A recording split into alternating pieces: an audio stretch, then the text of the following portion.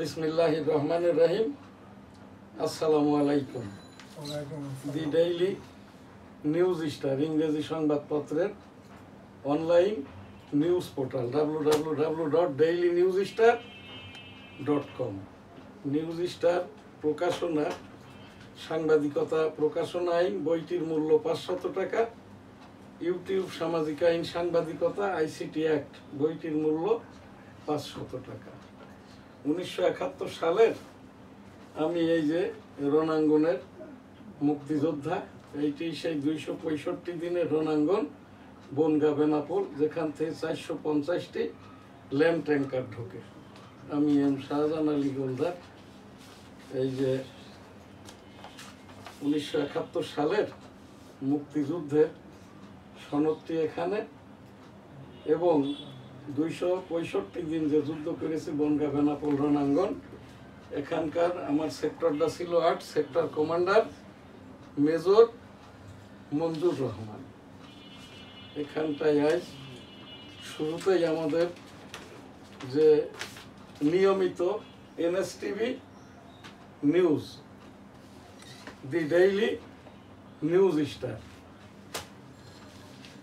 Daily industry news star, economic growth slows sharply, digital banks need taka 3 billion capital, Bangladesh set for February 2026 polls, chief adviser Yunus, government looks beyond Middle East to expand labour market, technical schools struggle to attract new students, poverty rises to 28% amid inflation and uncertainty, Chittagong Port container charges set for টাকা 4,400 hike.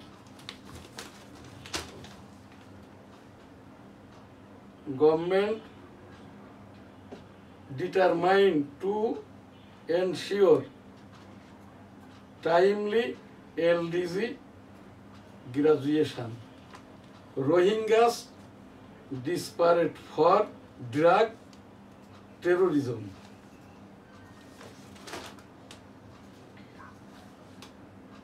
Court freezes taka 819 crore Dutch Bangla bank shares, gas storage poses risk to export oriented sector. Dainik Ittefaq. আমি M Shahjahan Ali Goldar, editor, the daily news star, ইপিও www.dailynewsstar.com, virtual editor Hafez Maulana Shahjalal Goldar, অনুষ্ঠানটির পরিচালক এবং এই যে virtual editor, assistant virtual editor Hafez Maulana Rifat Ahmed. আজ আমার স্টুডিওতে উপস্থিত বেনাপোলস্থ এই যে বাংলার 21 আমার যেটা সংবাদপত্র এবং দি ডেইলি নিউজ স্টার, ওই বেনাপোল করসপন্ডেন্ট। সংকটের সূত্রপাত মিয়ানমারে, সমাধানও সেখানেই। কক্সবাজারে রোহিঙ্গা অংশীজন সংলাপের উদ্বোধনী অনুষ্ঠানে প্রধান উপদেষ্টা। দেশে ফিরতে চান রোহিঙ্গারা, চান গণহত্যার বিচার। রোহিঙ্গাদের আশ্রয় দেওয়ায় বাংলাদেশের প্রশংসা যুক্তরাষ্ট্রের। পাশে থাকার প্রতিশ্রুতি 11 দেশের। 21 জনের প্রার্থিতা প্রত্যাহার, মবের আশঙ্কা ছাত্র দলের। আনুষ্ঠানিক প্রচারণা আজ থেকে। ডাকসু নির্বাচন। লুণ্ঠিত অস্ত্রের খোঁজ দিলে পুরস্কার, স্বরাষ্ট্র উপদেষ্টা। বিপিআরসির প্রতিবেদন, 3 বছরে দেশে দারিদ্র্য বেড়েছে 10%। একটি পরিবারের 55% চলে যায় খাবার কেনায়। শহরের পরিবারগুলোতে আয় কমে গেছে। বিচার বিভাগ ও পুলিশে ব্যাপক বদলি, 6 জেলায় নতুন ডিসি। জেলা জজ সহ বিভিন্ন পদমর্যাদার 230 বিচারক বদলি, অতিরিক্ত আইজিপি সহ পুলিশের 52 পদে বদলি, পদায়ন। বৈধতা আসে আস্থার মাধ্যমে, প্রধান বিচারপতি। বাংলাদেশ পাকিস্তান সম্পর্কে নতুন গতির সঞ্চার হবে, ইসহাক দার। নিউ ইয়র্কে বাংলাদেশ কনসুলেট আওয়ামী লীগের কর্মীদের হামলার তথ্য উপদেষ্টাকে হেনস্থার চেষ্টা। হাইকোর্টে অতিরিক্ত বিচারক 25 নিয়োগ। বাগেরহাট 4 বহাল, পার্বত্য 3 জেলায় 8টি আসনের দাবি। পিরোজপুর, সাতক্ষীরা, বরগুনার 1টি করে আসন বাড়ানোর দাবি। ঢাকার 13টি সহ 28 আসনের শুনানি আজ। গাজাই হাসপাতালে ইসরায়েলি হামলা, 6 সাংবাদিক সহ নিহত 21। কয়েক সপ্তাহের মধ্যে যুদ্ধের অবসান হতে পারে, ট্রাম্প। 11 জন 2 চোখ, 493 জন 1 চোখের দৃষ্টি হারিয়েছে চিরতর। শেখ হাসিনার মামলার জবানবন্দিতে চিকিৎসক। জীবন নিয়ে শঙ্কিত ফজলুর রহমান, গ্রেপ্তার দাবিতে বাসার সামনে বিক্ষোভ। 30 সালে চুরির অভিযোগে মাইকে লোক জড়ো করে গণপিটানি, যুবক নিহত। সংস্কারবিহীন নির্বাচনে যাবে না এনসিপি, নাহিদ।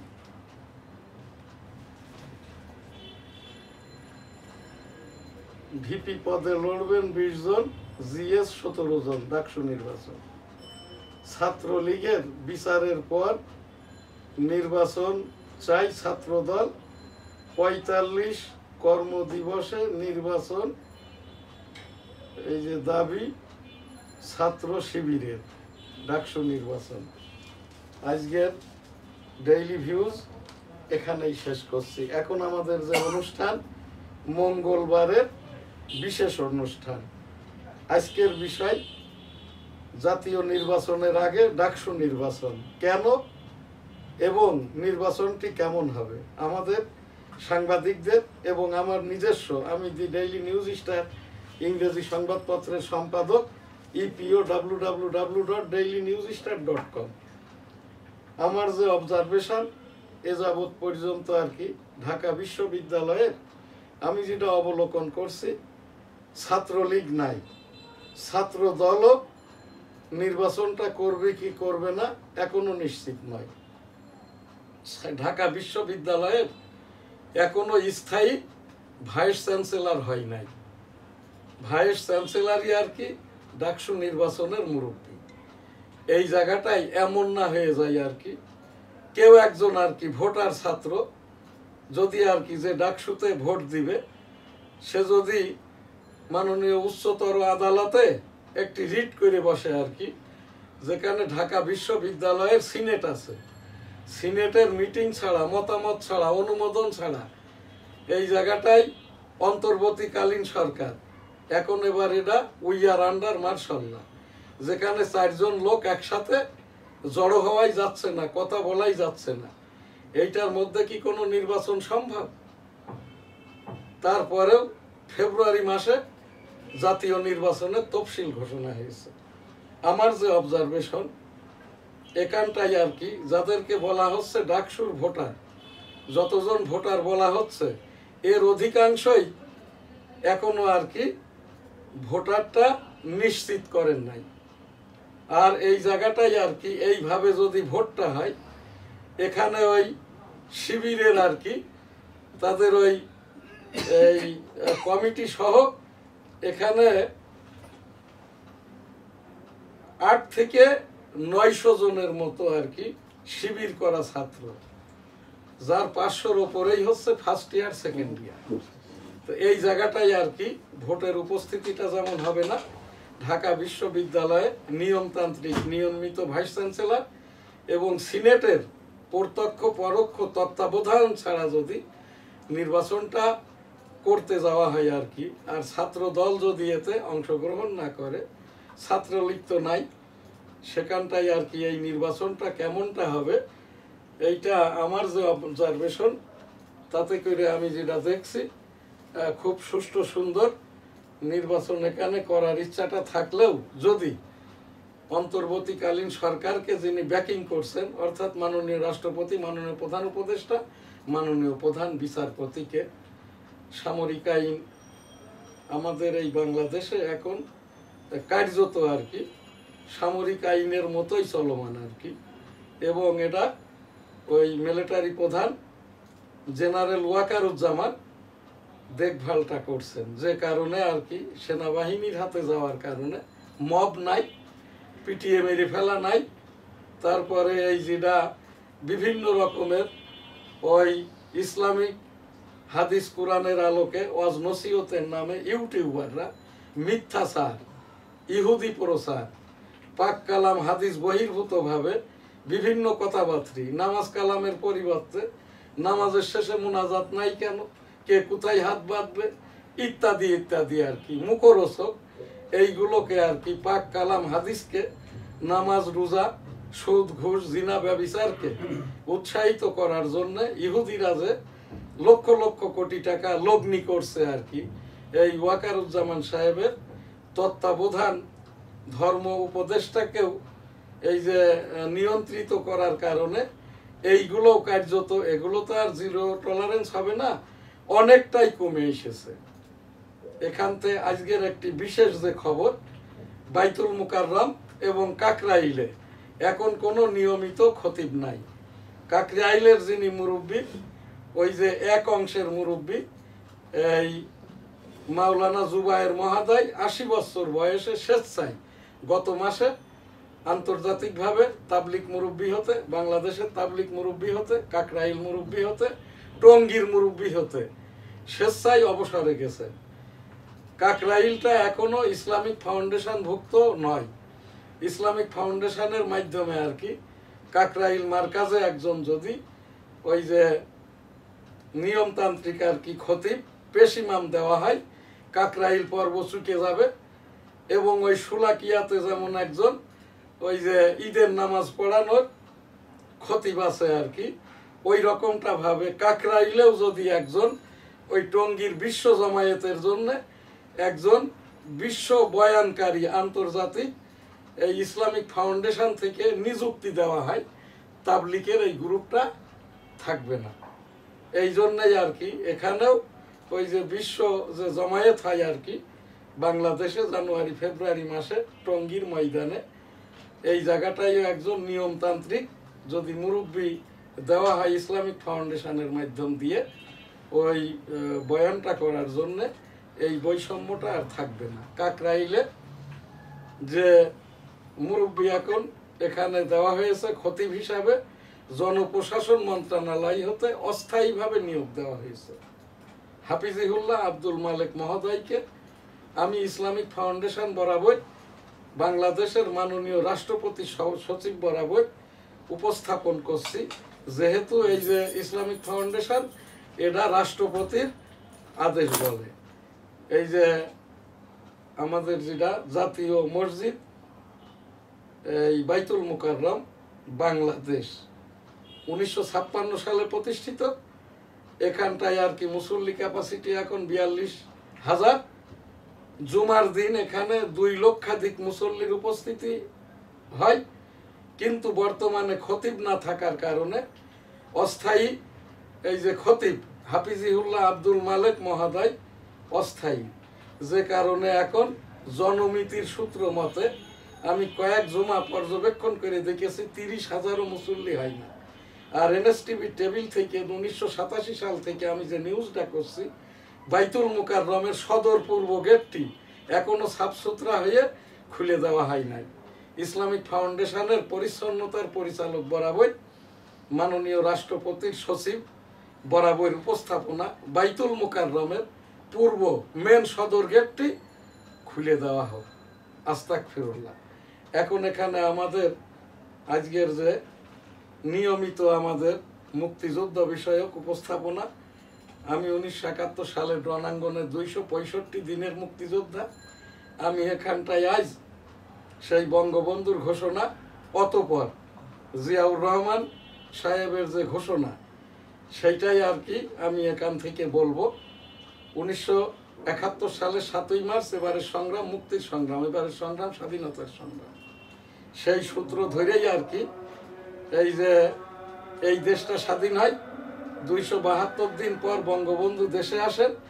অতঃপর তো আর কি সেই 1975 সালের সপরিবারে শহীদ হন বঙ্গবন্ধু, খন্দকার মুস্তাক ইত্যাদির পর আর কি 1977 সালের ফেব্রুয়ারি মাসে পিপুল কনসেনসাসের মাধ্যমে জিয়াউর রহমান সাহেব বাংলাদেশের ক্ষমতাটা টেক করেন হানা ভোটের মাধ্যমে। আমি সেই হানা ভোটের পুলিং এজেন্ট ছিলাম। সেই বঙ্গবন্ধুর ঘোষণাটি আর কি এই যে জিয়াউর রহমান সাহেব দ্বিতীয়বারের দ্বিতীয় পর্যায়ের প্রথম তো চট্টগ্রাম হতে হান্নান শাহ, দ্বিতীয় পর্যায়ে আর কি ওই চট্টগ্রাম কালুরঘাট অস্থায়ী বেতার কেন্দ্র থেকে জিয়াউর রহমান সাহেব যে ঘোষণাটি দেন, এইটা আমি আজান শেষেই বলবো। আমি ওই সেই জিয়াউর রহমান সাহেব তো হানা ভোটের পরে এরপরে কয়েকটি স্বল্পকালীন সরকার, রাষ্ট্রপতি, এরপরে আর কি 1979 সালে সাধারণ নির্বাচনের মাধ্যম দিয়েই জিয়াউর রহমান সাহেবই একমাত্র ব্যক্তি সামরিক সরকার, সংসদ প্রধান, সেনা প্রধান, রাষ্ট্রপ্রধান এবং 3 বাহিনীর প্রধান ছিলেন। সেই জিয়াউর রহমান 1979 সালে সাধারণ নির্বাচন দেন, সেখান থেকেই আর কি ক্ষমতাসীনটা হন রাষ্ট্রপতি শাসিত সরকারের রাষ্ট্রপ্রধান, অর্থাৎ রাষ্ট্রপতি জিয়াউর রহমান। অতঃপর আর কি 1981 সালের ক্ষমতা চলাকালীন 1981 সালের মে মাসে জিয়াউর রহমান সাহেবকেও খুন করেন ওই চট্টগ্রাম সার্কিট হাউসে। এর যে মূল মামলার আসামি ছিলেন মেজর মঞ্জুর রহমান, যিনি 8 নম্বর সেক্টরের সেক্টর কমান্ডার। আমি এম শাহজাহান আলী গোলদার MFF শ্রেষ্ঠ। 265 দিন যুদ্ধ করাকালীন এই মেজর মঞ্জুর রহমানের সরাসরি নেতৃত্বেই আমি মুক্তিযুদ্ধটা করেছি। মুক্তিযুদ্ধ করতে যেয়ে আমার বাম কানটি নষ্ট, এখনো নষ্ট। অতঃপর আর কি এরশাদ সরকার সেই জিয়াউর রহমান কিল হওয়ার পরে 82 থেকে 90 পর্যন্ত সামরিক কায়দায় ক্ষমতা পরিচালনা করেন, যার মধ্যে 1986, 1988 দুইটি নির্বাচন দেন। এরশাদও সরকার প্রধান, রাষ্ট্রপ্রধান, সামরিক প্রধান, সংবিধান প্রধান, সংসদ প্রধান ছিল। তারপরে আর কি 82 থেকে 90 এরপরে আর কি সর্বদলীয়ভাবে আওয়ামী লীগ, বিএনপি, জামাত ইসলাম ওই সকলেই মিলেই, কমিউনিস্ট পার্টি, সাধারণ মানুষ এরশাদকে উৎখাতের পরে আর কি আবারও সেই সংসদীয় সরকারে ফিরে আসে।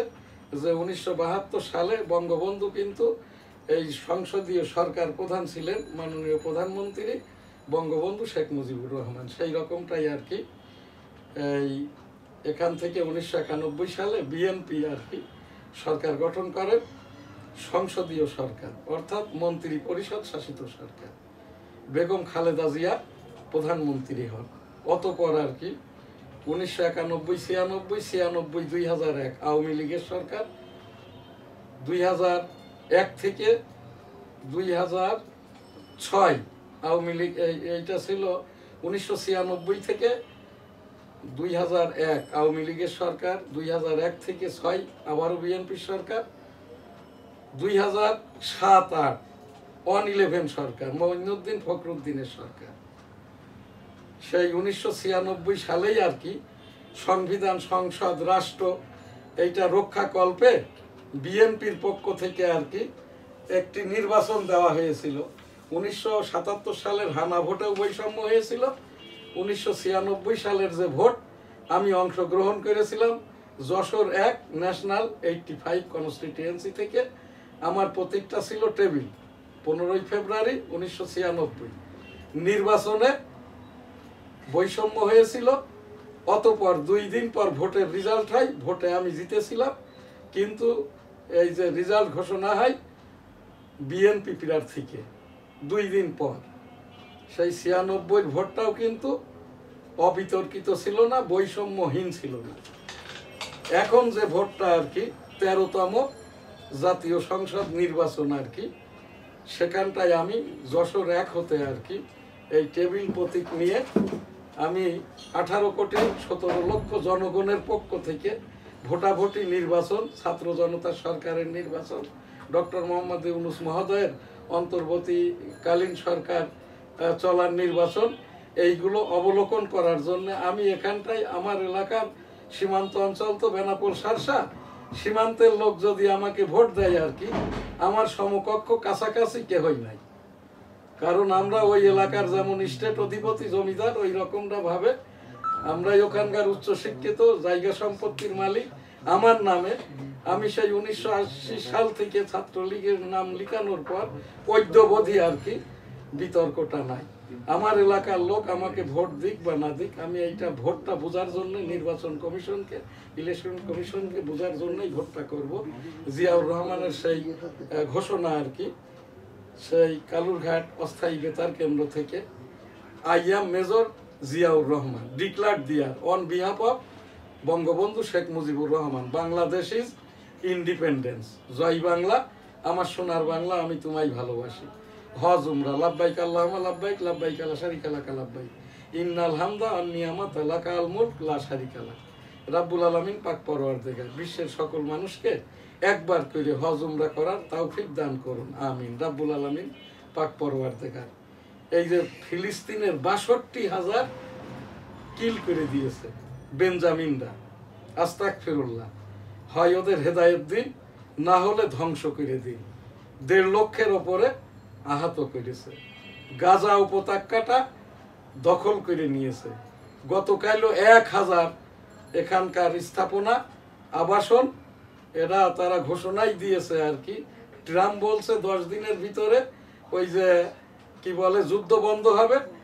এইদিকে বিশ্বকে বলছে, বেঞ্জামিনকে বলছে গাজাটা দখল করে নাও 10 দিনের মধ্যে। সেইভাবেই এই বেঞ্জামিন নেতানিয়াহু হত্যাযজ্ঞটা চালাচ্ছে। রাব্বুল আলামিন হয় এই বেঞ্জামিনদের ধ্বংস করে দিন, আস্তাগফিরুল্লাহ, আস্তাগফিরুল্লাহ, আস্তাগফিরুল্লাহ। আর তা না হলে এই বিশ্ব মুসলিমদেরকে বাঁচান, ফিলিস্তিনিদেরকে বাঁচান।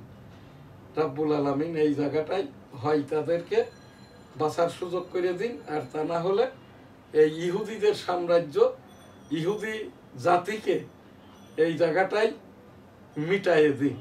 আস্তাগফিরুল্লাহ, আমিন। এখন আমাদের শেষ আজকের যে প্রোগ্রাম, কয় মিনিট গেছে? 24। পীর মুরিদি আস্তাগফিরুল্লাহ রাব্বিহিম মিন কুল্লি যামবি ওয়া তুবু ইলাইহি ওয়া লা হাওলা ওয়া লা কুওয়াতা ইল্লা বিল্লাহিল আলিয়্যিল আযীম। আস্তাগফিরুল্লাহ, আস্তাগফিরুল্লাহ, আস্তাগফিরুল্লাহ, আস্তাগফিরুল্লাহ, আস্তাগফিরুল্লাহ, আস্তাগফিরুল্লাহ, আস্তাগফিরুল্লাহ। আল্লাহুম্মা সাল্লি আলা মুহাম্মাদ ওয়া আলা আলি মুহাম্মাদ কামা সাল্লাইতা আলা ইব্রাহিম ওয়া আলা আলি ইব্রাহিম ইন্নাকা হামিদুম মাজিদ। আল্লাহুম্মা বারিক আলা মুহাম্মাদ ওয়া আলা আলি মুহাম্মাদ কামা বারাকতা আলা ইব্রাহিম ওয়া আলা আলি ইব্রাহিম ইন্নাকা হামিদুম মাজিদ। আল্লাহুম্মা বারিক আলা মুহাম্মাদ ওয়া আলা আলি মুহাম্মাদ কামা বারাকতা আলা ইব্রাহিম ওয়া আলা আলি ইব্রাহিম ইন্নাকা হামিদুম মাজিদ। সাল্লাল্লাহু আলাইহি সাল্লাম, সাল্লাল্লাহু আলাইহি সাল্লাম, সাল্লাল্লাহু আলাইহি সাল্লাম, সাল্লাল্লাহু আলাইহি সাল্লাম, সাল্লাল্লাহু আলাইহি সাল্লাম। সুবহানাল্লাহ, আলহামদুলিল্লাহ, লা ইলাহা ইল্লাল্লাহু, আল্লাহু আকবার,